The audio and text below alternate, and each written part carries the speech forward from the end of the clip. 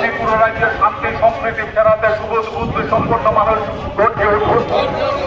এই ত্রিপুরা রাজ্যের শান্তি সম্প্রীতি ফিরিয়ে আনতে শুভবুদ্ধি সম্পন্ন মানুষ গর্জে উঠুন। এই গেল কোন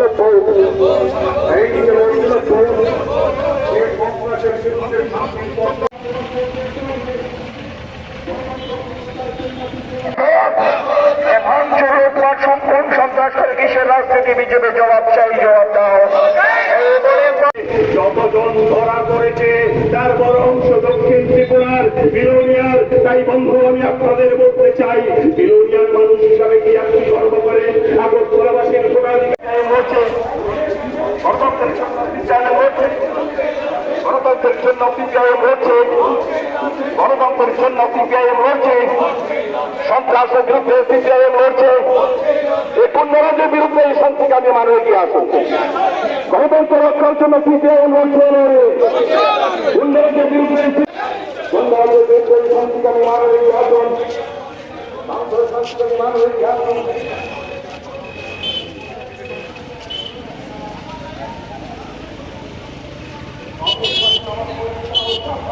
স্বচ্ছ মুখ সামনে তুলে এনেছে তিনি মানিক সাহা এবং তার নেতৃত্বে ত্রিপুরায় সন্ত্রাস হবে না।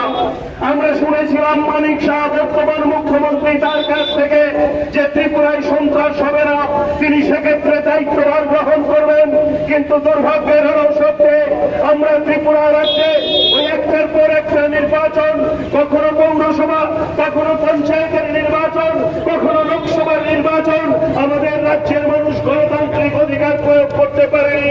একইভাবে আমরা দেখলাম আমাদের রাজ্য যেমনিভাবে 6টা কাউন্সিলর পেয়েছিল, যেমনিভাবে 56 পঞ্চায়েত সমিতির নেতা পেয়েছিল, একইভাবে আমরা দেখলাম 56 সাংসদ আমরা পেয়েছিলাম। আর আজকে আমরা দেখছি এই নির্বাচন আমাদের একজন 56 মুখ্যমন্ত্রী উপহার দিয়েছে। গণতান্ত্রিক ভাবে এই রাজ্যের মানুষ তার ভোটাধিকার প্রয়োগ করতে পারেনি। প্রতিবাদ হয়েছে, কথা হয়েছে, আলোচনা হয়েছে, কাউন্টিং হয়েছে 26 তারিখ। সেই নির্বাচনের ফলাফল আপনারা জানেন, আমরা জানি। যেখানে পরীক্ষায় হয়নি সেখানে ফলাফলের কি গুরুত্ব আছে? যে পরীক্ষায় নকল করে ছাত্র পরীক্ষা দিয়েছে সেই ফলাফল প্রকাশের মধ্যে কোনো গুরুত্ব নেই। রাজ্যের মানুষের কাছেও তাই একইভাবে